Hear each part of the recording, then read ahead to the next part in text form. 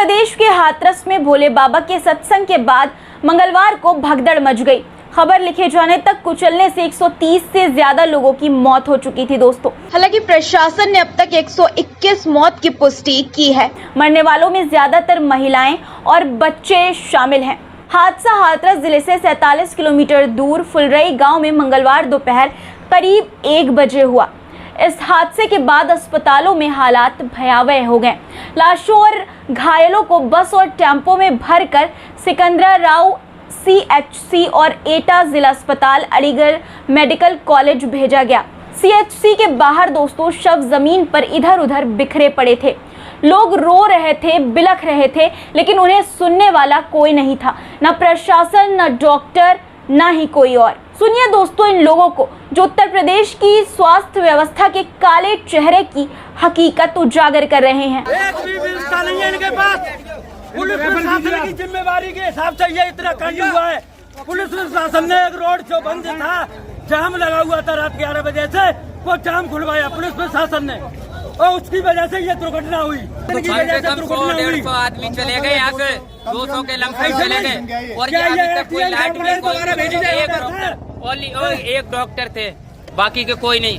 अभी का कोई सीनियर ऑफिसर यहाँ पे मौजूद नहीं है, न कोई सीनियर डॉक्टर यहाँ पे।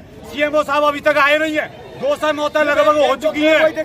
कोई सुनने वाला नहीं है, कोई रेफर करने वाला नहीं है। दोस्तों हादसे में हाथरस प्रशासन की भयंकर चूक सामने आई है। जो लापरवाहियां सामने आई हैं वो मैं आपको बताती हूँ।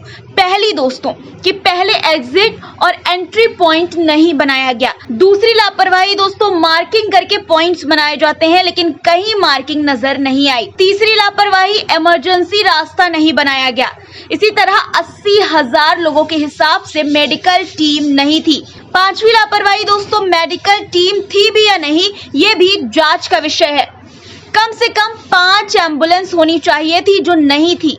भीड़ के हिसाब से कूलर और पंखे की व्यवस्था नहीं थी। भीड़ के हिसाब से वॉलंटियर कम थे। प्रशासन की तरफ से फोर्स भी ना के बराबर लगाई गई थी। खाने पीने का उचित इंतजाम नहीं था। जिस रास्ते से बाबा का काफिला गुजरा उस पर कोई बैरिकेडिंग नहीं थी। आयोजकों ने जो अनुमति ली उसमें सभी बातों का जिक्र नहीं था।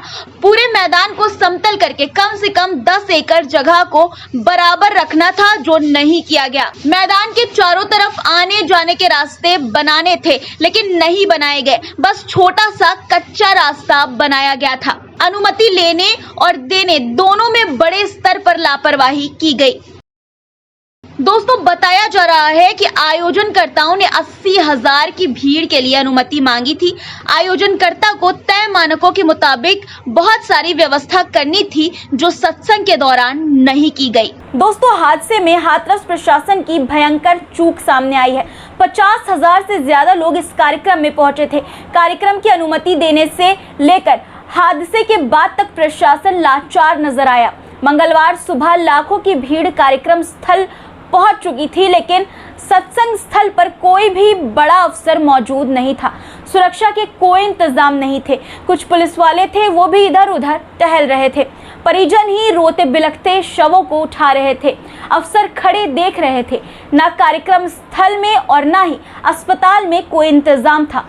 दोस्तों तस्वीरें आपकी स्क्रीन पर हैं, आप देख सकते हैं। साफ तौर पर आपको तस्वीरें नहीं दिखा सकती दोस्तों, इसलिए तस्वीरें ब्लर की हुई है। तस्वीरों को अगर आप बिना ब्लर किए देखेंगे तो मन विचलित हो जाएगा। दोस्तों इस बात को कहने में कोई संकोच नहीं होना चाहिए कि सरकार की नाकामी की वजह से, प्रशासन की नाकामी और चूक की वजह से स्वास्थ्य व्यवस्था में कमी के कारण इतनी बड़ी घटना हुई। लोगों ने अपनी जान गंवाई, लेकिन सवाल ये है कि इस घटना का जिम्मेदार कौन लेगा दोस्तों इस घटना की जिम्मेदारी? पुलिस प्रशासन, मुख्यमंत्री योगी आदित्यनाथ या कोई और? कैसे बिना किसी इंतजाम, बिना किसी व्यवस्था इतने बड़े कार्यक्रम को परमिशन मिल गई?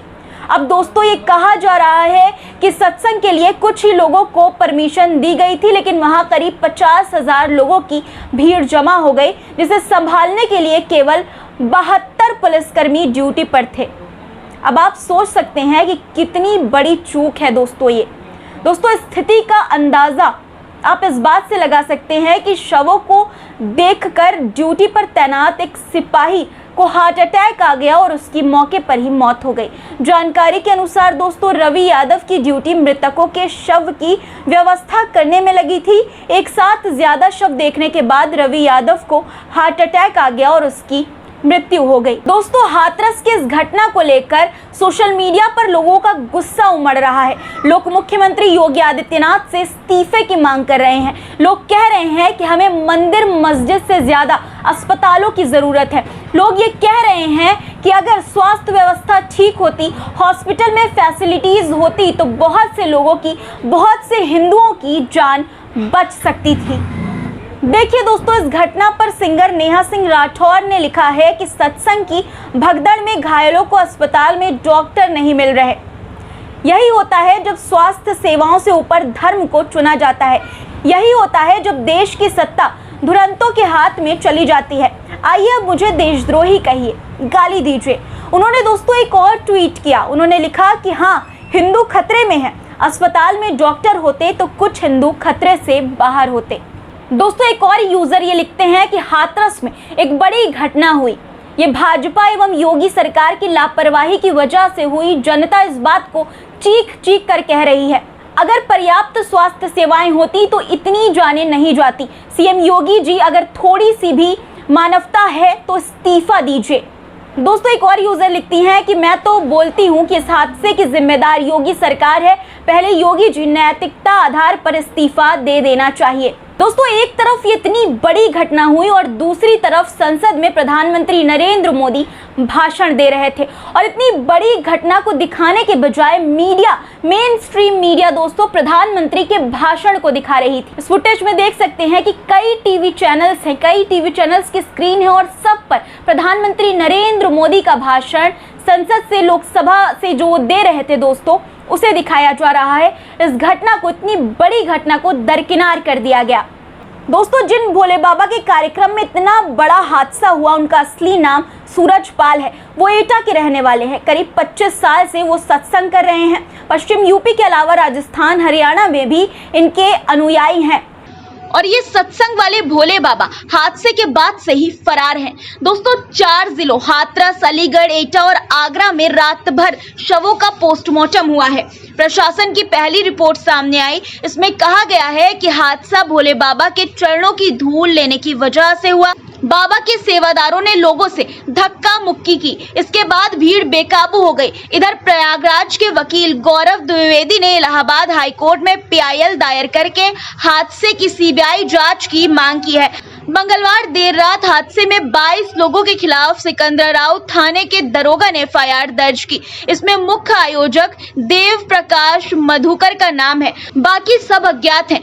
दोस्तों यहाँ चौंकाने वाली बात यह है कि इसमें मुख्य आरोपी भोले बाबा और हरि नारायण साकार का नाम ही नहीं है। हादसे के बाद से बाबा अंडरग्राउंड हो गया। पुलिस रात भर उसकी तलाश में छापेमारी करती रही। मैनपुरी में बाबा के आश्रम में पहुंची लेकिन वहां भी नहीं मिला। मैनपुरी में आश्रम के बाहर पुलिस तैनात है। दोस्तों गौर करने वाली बात है कि इतने बड़े हादसे के बाद पुलिस ढूंढ रही है बाबा को, लेकिन फिर भी FIR में उसका नाम नहीं लिखा गया। दोस्तों इतनी बड़ी घटना ऐसे पहले किसी धार्मिक समारोह में शायद ही हुई हो दोस्तों, लेकिन सवाल ये कि इसका जिम्मेदार कौन?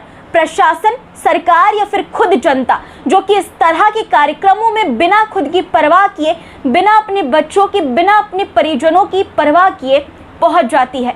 दोस्तों ये हादसा हमारे स्वास्थ्य व्यवस्था पर गंभीर सवाल खड़े करने वाला है। अभी भी वक्त है जागने का, मंदिर मस्जिद से आगे बढ़ने का, सरकार से स्वास्थ्य व्यवस्था की मांग करने का, अस्पतालों में फैसिलिटीज बढ़ाने की मांग करने का। अगर दोस्तों अब भी पर जनता नहीं जागती है तो फिर शायद ही सरकार या प्रशासन हमारे लिए जागेंगी, क्योंकि अगर हम खुद अपनी जान के, अपने परिजनों, अपने बच्चों की जान के जिम्मेदार नहीं होंगे तो कोई नहीं होगा। दोस्तों इस मुद्दे को आप कैसे देखते हैं? आप किसे इस पूरे घटना पर किसे जिम्मेदार ठहराते हैं? दोस्तों कमेंट में अपनी राय जरूर बताइएगा और चैनल को सब्सक्राइब करना मत भूलिएगा।